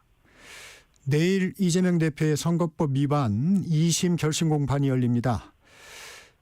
선고는 다음 달 있을 예정인데 2심 선고 결과가 문제되지 않는다는 게 이재명 대표의 입장입니다. 조기 대선 국면이 와도 항소심 결과가 영향을 주지 않는다는 의미로 들리는데 어떻게 보세요? 실제로 만약에 이제 2심이 유죄가 나온다면 민주당이 그 대법원에서도 유죄가 나올 가능성이 높고 이것이 여러 가지 사건들 촉발하는 거 아니겠습니까? 가령 헌법 84조에 대한 논란들, 그러니까 대통령이 만약에 됐을 때 그 이전에 소추된 상황이 재판이 계속 진행되느냐 마느냐 이런 논란들부터 시작해가지고 민주당이 또 대법원 유죄 판결을 받게 된다면 실질적으로 약 400억 원의 선거 보전금을 반환해야 되는 문제들, 네. 이런 것들이 민주당의 많은 의원들한테 현실적으로 다가올 것이기 때문에 아마 이재명 대표와 지금에서는 아무런 영향이 없다고 말씀하시겠지만 그 영향이 작진 않을 거라고 생각합니다. 그리고 그것이 중도층, 그렇게 강조해왔던 중도층에도 굉장히 큰 영향을 미칠 거라고 저는 생각합니다. 이재명 대표는 대통령이 당선되면 그동안 진행되던 재판은 중지된다고 보는 게 다수설이라는 입장을 밝혔는데 이 얘기는 어떻게 봤어요? 대통령직이 방탄조끼는 아니라고 생각합니다. 네. 그동안 이재명 대표가 극단적 소수를 이용해서 당을 장악하고 다수당이 돼가면서 그러한 것들을 많이 보여주어 왔는데 저는 대통령직이라는 것, 대한민국 국민들께서 느끼는 대통령의 직책에 대한 책무와 이런 것들이 있는데 한 개인의 범죄 혐의를 덮기 위한 방탄조끼로 대통령직을 쓰는 것을 국민들께서 좌시하지 않으실 거라고 저는 개인적으로 생각합니다. 네, 오늘은 여기까지 듣겠습니다. 김용태 국민의힘 비대위원과 말씀 나눴습니다. 고맙습니다. 감사합니다. 정책시사 2부 여기서 마칩니다. 잠시 전하는 말씀 듣고 3부로 이어집니다.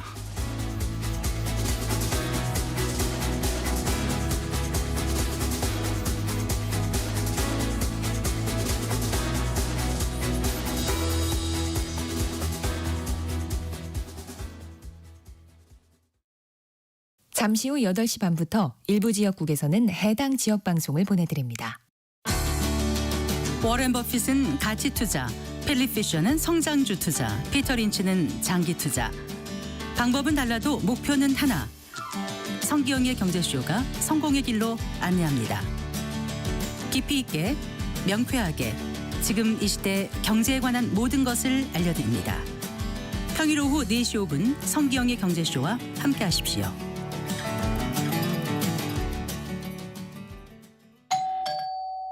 편지 왔습니다. 퇴근길 지친 당신에게 힘이 되는 뉴스를 전해드립니다. 매일 저녁 5시 5분 당신과 함께 읽는 세상 이야기 KBS 1라디오 뉴스레터 K. 지금 시각은 8시 30분입니다. KBS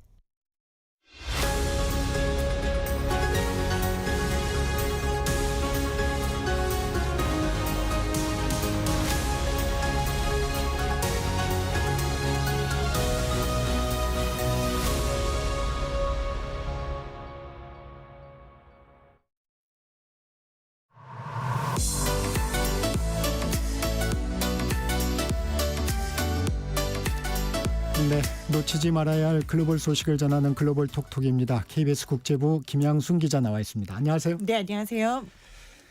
우크라이나 종전 협상 얘기부터 해보겠습니다. 이제 전쟁이 일어난 지 3년이 됐습니다. 네, 꼭 만 3년 됐습니다. 네. 조금 전에 트럼프 미 대통령, 마크롱 프랑스 대통령과 정상회담했죠? 네, 맞습니다. 마크롱 프랑스 대통령이 이제 미국으로 갔어요. 그래서 정상회담 했고요. 트럼프 대통령 이제 일성으로 협상 잘 진행되고 있다. 몇 주 안에 우크라이나 전쟁 끝낼 수 있을 것 같다라고 이렇게 자신감을 표현했습니다. 그리고 마크롱 대통령은 여기에 대해서 이제 미국의 안보 보장이 필요하다라는 요구 강조를 좀 많이 했고요. 미국에만 우리가 요구를 하는 건 아니다. 우리도 기여하겠다. 우크라이나의 평화유지군 유럽에서 들어가겠다라고 이야기를 했습니다. 그래서 이제 트럼프 대통령 그거는 러시아도 괜찮다고 생각할 것 같다. 받아들일 것 같다. 유럽의 평화유지군이 우크라이나에 주둔하는 거에 대해서 그러면서 여기에 대한 공감대는 이제 형성이 됐고요. 그다음에 여기에 대해서 마크롱 대통령이 다만 이제 안보 보장을 어떻게 할 것인지 이게 협정문의 조건으로 들어가야 된다고 나는 본다. 그렇게 된다면 지금 미국하고 러시아가 협상을 하고 있잖아요. 그 협정에 안보 보장이 들어가야 된다라고 하는 거는 유럽도 어느 정도 참여할 수 있게 해달라. 라는 요구. 그다음에 두 번째는 미국이 안보 보장에 대한 약속을 협정에 남겨달라라는 요구 이렇게 받아들여질 수 있습니다. 그래서 이제 뉴욕타임즈 분석을 보면은 마크롱 대통령이 트럼프의 요구를 수용하겠다라고 얘기하면서 대신에 미국도 약속을 좀 해달라라는 데 방점을 찍었다라고 분석하고 있습니다. 아무래도 이제 유럽 패식 논란이 나오니까 마크롱 대통령이 서둘러서 좀 간 측면이 있긴 있네요. 네, 맞습니다. 이제 지난주에 미러 협상의 속도를 막 내면서 이제 우크라이나에 대해서 광물 내놔라라는 부분이 상당히 빠르게 진전이 됐잖아요. 네. 그러다 보니까 이제 유럽에서는 유럽의 중지를 모으자라고 두 번이나 비공식적으로 정상회담이 있었는데 결국에는 뭔가 합의 도출하는데 실패했습니다. 그러다 보니까 영국하고 프랑스 어떻게 보면은 지금 서유럽에서 가장 내가 지도자급이다라고 얘기할 수 있는 두 정상이 이제 내가 미국 가서 트럼프 만나겠다라고 된 거고요. 먼저 키어 스타머 영국 총리가 갈 거다라고 예상이 됐었는데 예상을 깨고 마크롱 대통령이 먼저 가서 만났고요. 그다음에 이제 수요일에는 이제 영국의 스타머 총리가 트럼프를 만날 예정입니다. 네. 미국은 사실 그 종전의 키를 러시아가 쥐고 있다 이렇게 생각하고 있는 것 같은데 지난 주말에 히토류 문제를 두고 미국과 우크라이나 간에 상당히 격앙된 표현이 오갔다고요? 네, 맞습니다. 지금 이제 미국에서 파견한 우크라이나 종전 특사가 워트코프 특사가 우크라이나에 가서 젤렌스키 대통령을 만났잖아요. 그러면서 이제 히토류 협상 초안을 내밀었다고 해요. 그 협상 초안에는 지난번에도 말씀드렸지만 히토류 달라라고 하면서 대신에 이거는 앞으로의 안전 보장이 아니라 지금까지 우리가 지원해 준 거에 대한 대가야라고 이야기를 했잖아요. 여기에 대해서 젤렌스키 대통령이 거절을 했죠. 네. 그랬더니 그 다음에 이제 트럼프 대통령이 특유의 이제 공격을 행했습니다. 젤렌스키 독재자다. 그리고 젤렌스키 사실 대통령으로서 임기가 끝났는데 계엄 선포하고 지금 대통령 하고 있는 거 민주적이지 않아. 그리고 너 지지율도 4%밖에 안 되잖아. 지금 제대로 된 대통령 아니니까 빨리 대선을 해. 라고 이제 어떻게 보면은 전쟁을 이끌고 있는 수장을 공격을 한 거죠. 그래서 여기에 대해서 젤렌스키 대통령이 상당히 당황을 했지만 사실 이제 우크라이나가 약한 입장이기 때문에 트럼프 대통령을 마구 공격은 못하고요. 또 입장 표명을 했습니다. 그랬더니 이제 월츠 미국 이제 국가안보보좌관과 트럼프 대통령 그리고 워트코프 대사 특사가 공통적으로 한 말이 광물협정 빨리 사인해라라는 거였어요. 즉 트럼프 대통령이 젤렌스키 대통령에 대한 공격을 굉장히 심하게 한 것은 특유의 어떤 승부수를 냈는데 그 승부수에 대한 목적이 바로 광물 협정이었다는 겁니다. 그래서 우크라이나가 갖고 있는 히토류 이제 50%도 아니고요. 전체 자원을 이제 히토류에 대한 개발권을 미국이 다 가져가겠다라고 했고요. 네, 두 번째는 히토류뿐만 아니라 우크라이나가 갖고 있는 천연 자원과 원유에 대한 지분 또 이제 미국이 가져가고요. 그다음에 우크라이나가 갖고 있는 어떤 항구라든가 기반 시설에 대한 또 그런 것도 절반 정도는 또 미국이 가져가겠다라는 지금 협정을 제안해 놓은 상태고요. 협정의 조건은 더 악화가 됐다고 볼 수도 있는 거죠. 대신에 여기에 대한 이제 우크라이나가 사인을 하면은 뭔가 미국이 안보 보장을 명시적으로는 아니지만 해줄 수 있다라는 단계까지 논의가 진행된 것으로 보입니다. 그래서 트럼프 대통령 조금 전에 이번 주 빠르면 이번 주 아니면 다음 주에 젤렌스키 대통령이 워싱턴에 올 거다. 그래서 이제 협정에 서명할 거다라고 이야기를 했습니다. 네. 푸틴 러시아 대통령도 히토류 얘기를 꺼냈어요. 이 히토류가 트럼프의 관심사인 게 상당히 명확해졌잖아요. 그러다 보니까 이제 푸틴과 트럼프가 어떤 대화를 했을까, 경제적인 대가 논의가 분명히 있었을 텐데 이런 추측들이 있었는데 오늘 트럼프 대통령이 이제 본인이 만든 SNS 트루스 소셜에다가 마크롱 대통령을 만나기 직전에 이제 미국은 러시아와 경제적인 협력도 논의하고 있다. 종전뿐만 아니라 그래서 이런 얘기를 올렸어요. 그랬더니 이제 푸틴 러시아 대통령이 여기에 화답하듯이 바로 우리는 히토류에 대해서 미국과 외국의 다른 파트너들과 협력할 준비가 돼 있다라고 인터뷰를 했습니다. 그러면서 그냥 러시아의 히토류가 아니라 러시아의 새 영토에 있는 히토류에 대해서라고 했어요. 러시아의 새 영토라고 하면은 지금 우크라이나에 있는 점령지를 네 얘기하는 맞습니다. 겁니까? 2022년 이후에 러시아가 말하는 이른바 특별군사작전 이후에 점령하고 있는 지역에 있는 히토류를 이야기를 하고 있는 겁니다. 이런 걸 보면은 러시아 입장에서는 우크라이나 히토류 별로 없어. 우리가 히토류 훨씬 많고 또 새 점령지뿐만 아니라 다른 곳에도 히토류가 굉장히 많아. 우리가 여기에 대해서 미국과 협력할 준비가 되어 있어라고 어떻게 보면은 트럼프가 정말 딱 원하는 맞춤형 협상 카드를 바로 제안을 한 것이다라고 볼 수 있겠습니다. 유엔에서도 좀 불협화음이 있었죠? 네, 이제 3주년 맞았으니까 이제 매해 유엔에서 총회 개최해가지고서는 이제 러시아의 침공을 규탄하고 우크라이나의 영토 보전해야 된다라는 결의안 냈었거든요.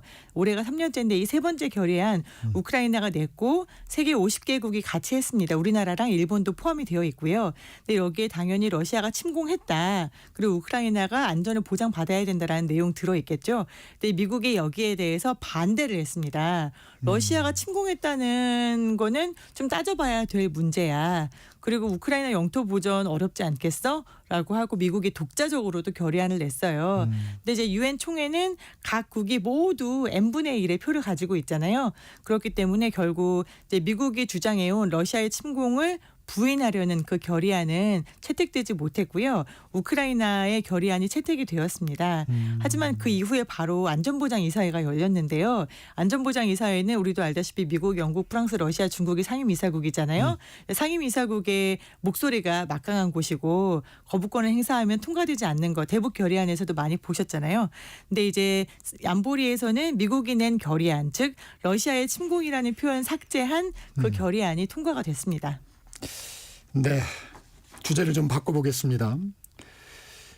최근에 이제 독일 총선이 실시가 됐는데 유럽에 좀 보수주의 물결이 좀 일고 있는 건가요? 네, 유럽이 코로나 이후에 모든 전 세계가 다 마찬가지였습니다만 네. 물가 상승이 엄청났거든요. 특히 유럽은 그동안 좀 상대적으로 낮은 물가를 유지하고 있었는데 네. 코로나 이후에 인플레이션이 굉장히 심해졌고 그다음에 이제 이민자들이 들어오면서 이민자들이 일자리를 빼앗는다라는 정서가 많이 확산이 됐습니다.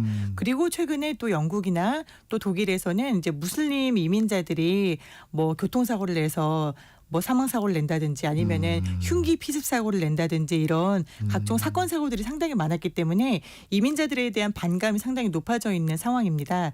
그러다 보니까 이제 어제 치러진 독일 총선에서는 어떻게 보면은 극우 정당이다. 우리가 히틀러 나치의 생각을 하시면 될 것 같은데요. 옛 나치의 어떤 모토를 이어받고 있는 극우 정당 AfD라고요. 네. 독일을 위한 대한당인데요. 이 정당이 무려 21%의 지지율을 얻으면서 원내 2위 정당으로 약진을 했습니다. 네. 그래서 물론 1위 정당은 기독민주당과 기독사회당의 연합이어서 중도 보수거든요. 중도 보수이기 때문에 살짝 우클릭을 했다라고 볼 수 있는데 이제 2위 정당이 극우 성향의 정당으로 네. 우뚝 섰기 때문에 상당히 많이 오른쪽으로 간 거 아니냐라고 지금 분석이 나오고 있고요.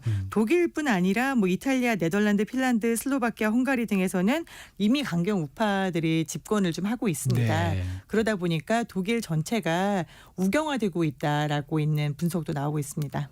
이 독일 대한당이 지난번에 머스크가 뭐 지지 의사를 밝힌 그 정당인가요? 네, 맞습니다. 독일 대한당이 머스크가 적극적으로 지지했던, 그리고 여러 차례 이제 소셜 미디어에서 지지를 표현했던 그 당인데요. 이 독일 대한당이 2위에 오르는 기염을 토한 거는 동독 지역, 옛 동독 지역에 있는 대부분의 주들에서 1위를 탈환했기 때문에 이게 가능했습니다. 하지만 머스크가 지원 사격을 그렇게 세게 한 거에 비해서는 그럼에도 불구하고 아주 크게 성공하지는 못했다라는 게 현지 언론의 평가고요. 그다음에 오히려 진보 정당인 좌파당이 부활을 했습니다. 이 좌파당은 거의 사멸되어 가고 있었는데 이번에 이 좌파당 대표가 36살의 젊은 여성이거든요. 이 여성이 우리는 평화를 원한다라고 하고 부유세를 도입해야 된다라고 하면서 틱톡을 선거 전략에 활용했어요. 그러면서 이제 청년층의 마음을 사로잡아서 8.8%의 지지율, 이제 극우 대한당이 21%였거든요. 그래서 8.8%의 지지율을 보여서 상당히 격차는 심합니다만 이 좌파당 자체가 거의 소멸되어 있었던 상태이기 때문에 이번에 이 좌파당이 부활한 것을 현지 언론은 오히려 극우당이 성공한 것보다 더 크게 의미를 부여하고 있습니다. 아, 오히려 그렇군요. 이 유럽이 좀 보수화 바람이 부는 건 미국에서 이제 미국을 다시 위대하게라는 기칙을 트럼프 대통령이 내세웠는데 유럽에서는 또 유럽을 다시 위대하게 하면서 트럼프 대통령이 어떤 그런 보수 정당의 집권 이런 부분도 영향이 있는 건가요? 상당히 닮아 있습니다. 일단 트럼프 대통령이 취임하자마자 제일 첫 번째로 한 게 국경에서의 불법 이민자들 쫓아낸 거였잖아요. 네. 그래서 이민자들 전체 다 태워서 수용소에 보내고 비행기에 태워서 각국으로 보내고 추방을 하고 있는데요. 이 유럽에서의 어떤 오른쪽으로의 물결이 이민자에 대한 반감이라는 측면에서 이 마가 이제 미국을 다시 위대하게와 상당히 비슷하다고 볼 수 있습니다.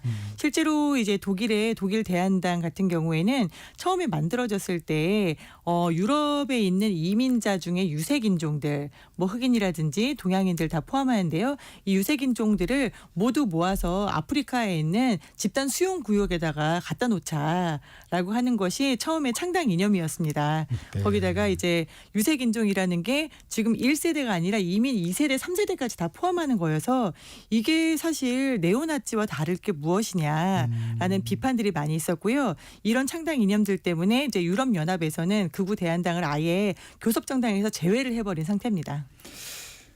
교황 건강이 걱정입니다. 지금 전 세계에서 많이 기도도 하고 있는데 어느 정도 상황입니까? 열 하루째 지금 폐렴으로 입원 중인데요. 이제 프란체스코 교황 병세 다소 호전됐다라고 오늘 새벽에 교황청이 밝혔습니다. 그래서 교황청이 교황 상태가 좀 위중하지만 약간의 호전을 보였고 호흡곤란 증세는 이제 나타나지 않고 네. 일부 혈액 검사 수치도 개선됐다라고 이야기를 하고 있습니다.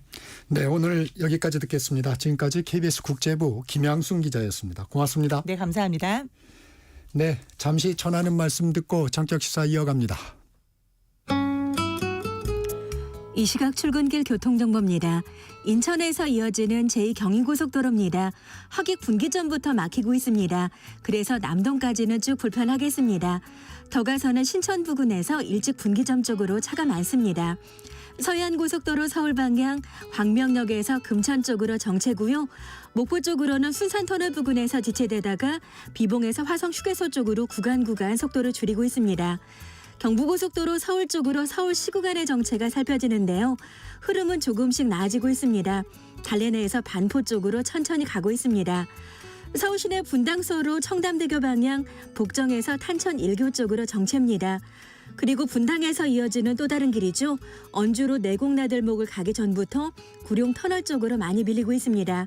KBS 교통정보센터에서 이현입니다. 대한민국 중심 채널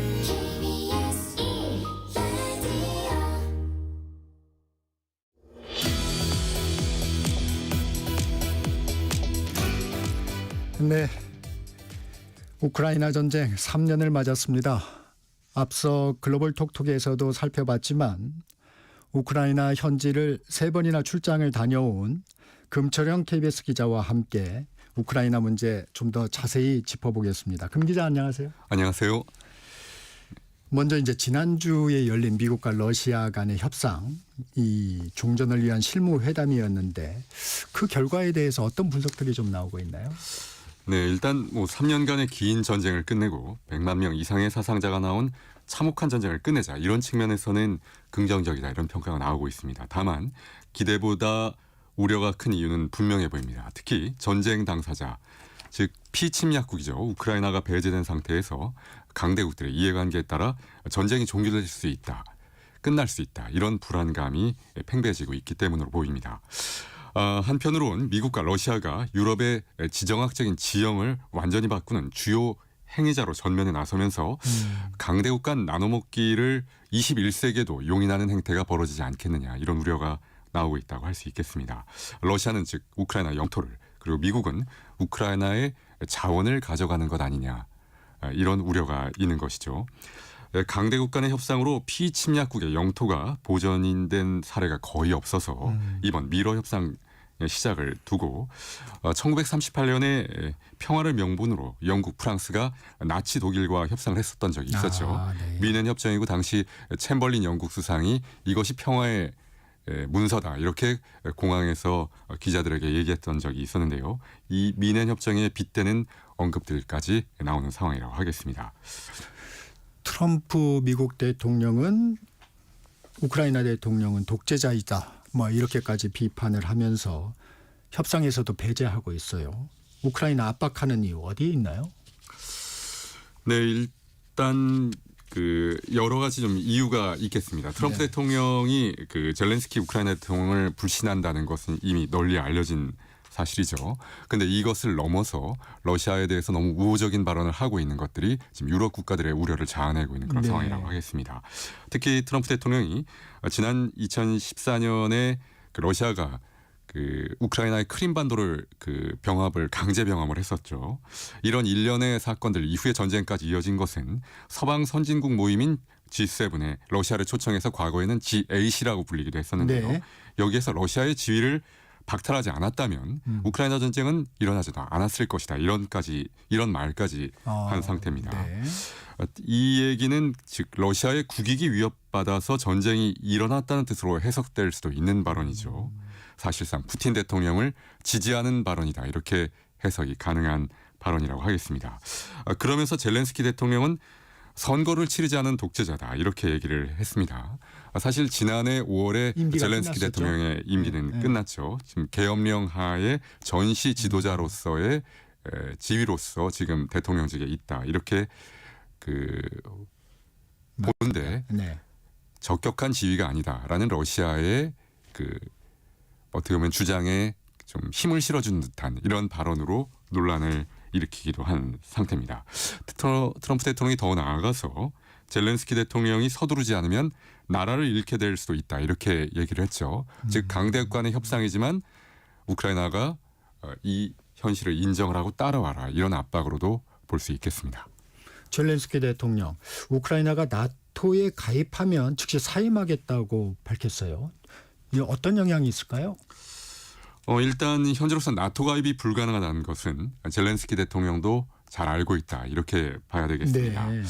이미 젤렌스키 대통령도 지난해 12월에 이 같은 입장을 좀 밝힌 바가 있습니다. 실질적인 영토 회복 그리고 나토 가입이 힘들다면 안전보장은 필요하다 이런 얘기를 한 적이 있었죠. 네. 그런데 지난 13일 트럼프와 푸틴 간 통화에서 트럼프 대통령이 우크라이나 영토 회복은 물론 나토 가입은 비현실적이다 이렇게 공개적으로 선을 그어놓은 상태입니다. 트럼프 대통령도 거의 비슷한 입장이죠 지금. 그렇습니다. 네. 따라서 젤렌스키 대통령이 나토 가입이 이루어지면 사임하겠다 이렇게 발언한 것은 실현 가능성이 없는 얘기를 전제로 해서 우크라이나의 목표를 강조한 것에 불과하다 이렇게 볼 수가 있겠습니다. 최소한 종전협상에서 이런 우크라이나의 기본 입장이 좀 강조가 된다면 어느 정도 안전보장 논의에서는 좀 진전이 있지 않겠느냐 이런 희망사항을 좀 얘기했다 이렇게 볼 수 있겠습니다. 이 유럽 연합도 좀 바빠진 것 같습니다. 이게 협상에서 배제되는 것 아니냐 하는 우려가 좀 있는데 어떻습니까? 현재 3만 명 정도의 유럽 평화 유지군을 파병한다는 게 유럽연합에서 나오고 있는 그런 얘기입니다. 네. 그러나 구체적으로 언제 그리고 어느 지역에 유럽 평화 유지군을 파병하겠다 이런 큰 그림은 그려지지 않은 상태입니다. 사실상 그러나 네. 우크라이나의 중립지대 즉 회랑이라고 할 수 있겠죠.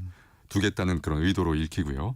다만 이렇게 될 경우에 나토 국가와 러시아 사이에 우크라이나의 완충지대가 형성되면 우크라이나의 동부를 사실상 러시아의 영향권에 두겠다는 푸틴 대통령의 전략적 의도가 관철되는 그런 결과로 이어질 수도 있기 때문에 이에 대한 우려의 목소리가 나오고 있습니다. 결과적으로 이 전쟁을 러시아의 전략적인 실패로 규정하겠다. 이게 유럽연합의 당초 의도였는데 이런 유럽의 의도가 실패한 것을 자인하게 되는 그런 상황으로 갈 수도 있다고 보여집니다.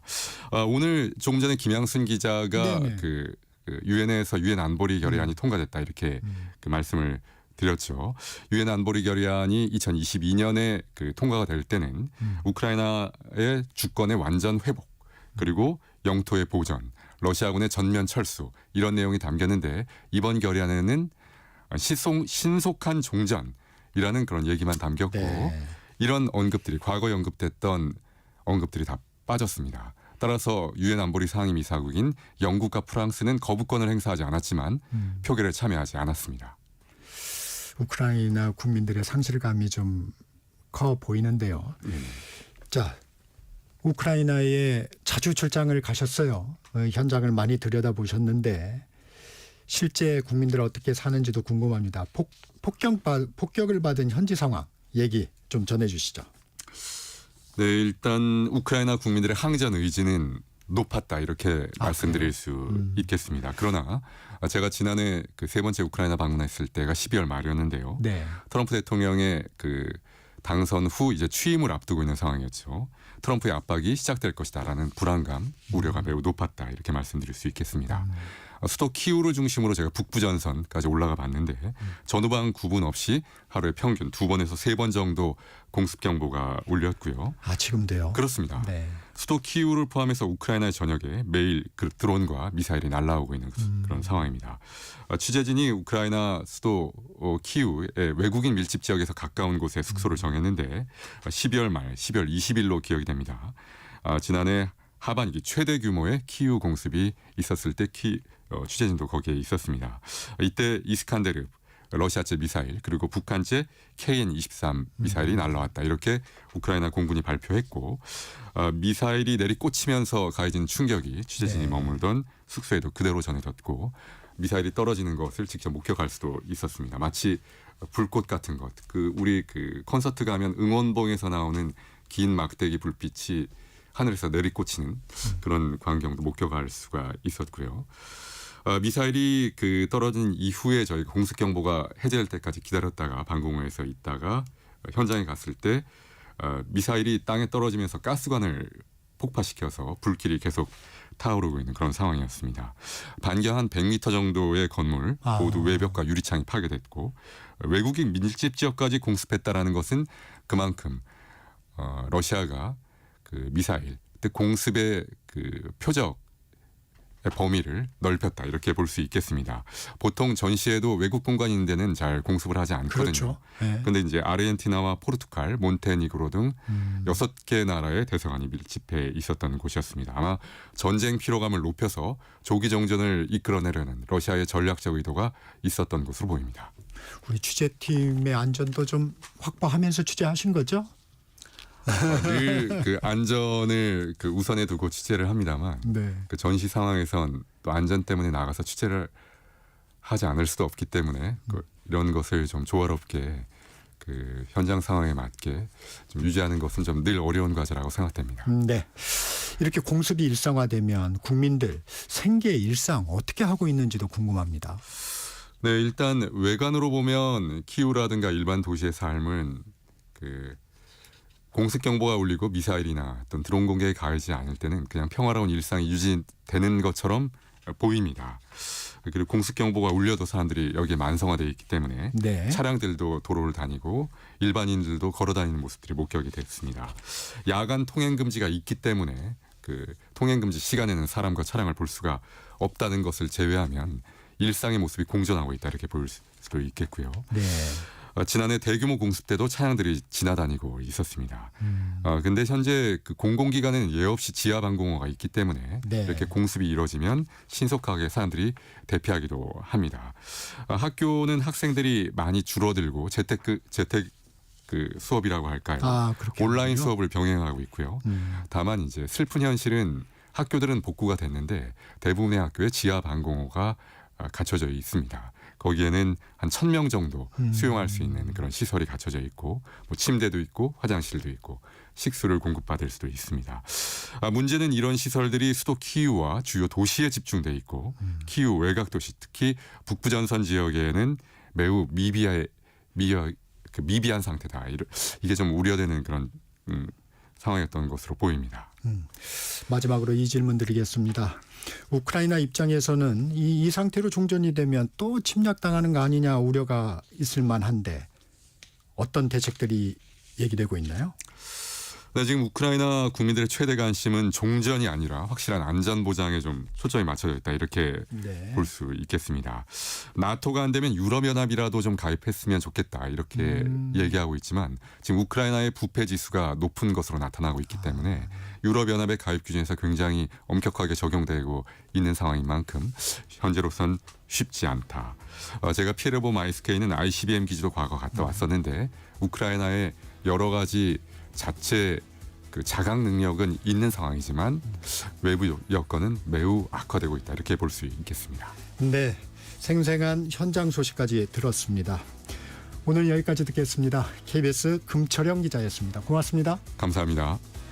2월 25일 화요일 전격시사 저희가 준비한 소식은 여기까지입니다. 진행의 KBS 정창준이었습니다.